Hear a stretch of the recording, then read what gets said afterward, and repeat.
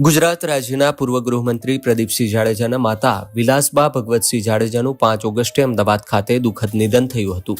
તેમના અવસાનની પૃષ્ઠભૂમિમાં અમદાવાદ શહેરના વસ્ત્રાલ વિસ્તારમાં આવેલા તેમના નિવાસસ્થાને શોક સભાનું આયોજન પણ કરવામાં આવ્યું હતું.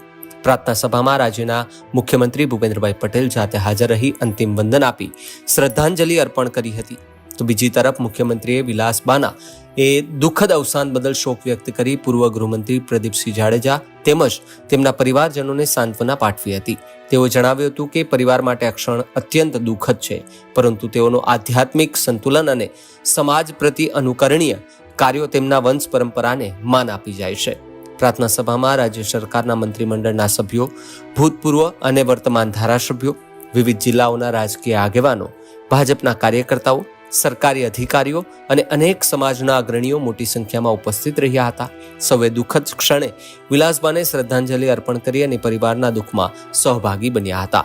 તો બીજી તરફ કેન્દ્રીય ગૃહમંત્રી અમિત શાહ ગુજરાતના પ્રવાસે હતા અને ત્યારે તેમને ખબર પડે છે તો એ સીધા જ ગુજરાત રાજ્યના પૂર્વ ગૃહમંત્રી પ્રદીપસિંહ જાડેજાના ઘરે પહોંચે છે. ત્યાં તેમના માતાના નિધનને લઈને ત્યાં તે શોક વ્યક્ત કરે છે, શ્રદ્ધાંજલિ અર્પણ કરે છે અને તે પ્રદીપસિંહ જાડેજાના પરિવારના એ દુઃખમાં એ પણ સહભાગી બન્યા હતા.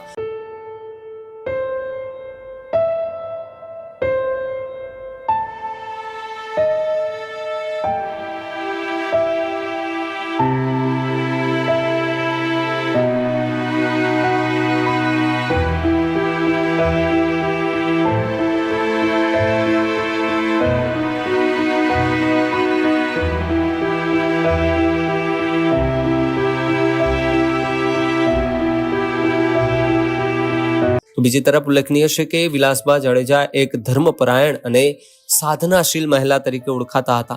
તેમના જીવન મૂલ્યો અને સંસ્કારોએ તેમના સંતાન અને પરિવારના તમામ સભ્યો પર ઊંડો અસરકારક પ્રભાવ છોડી દીધો છે.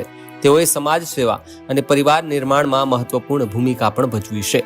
આ પ્રસંગે સમગ્ર સમાજમાંથી શોકની લાગણી વ્યક્ત થઈ હતી અને અનેક અગ્રણીઓએ દુઃખદ અવસાન અંગે શોક સંદેશો પણ પાઠવ્યો હતો.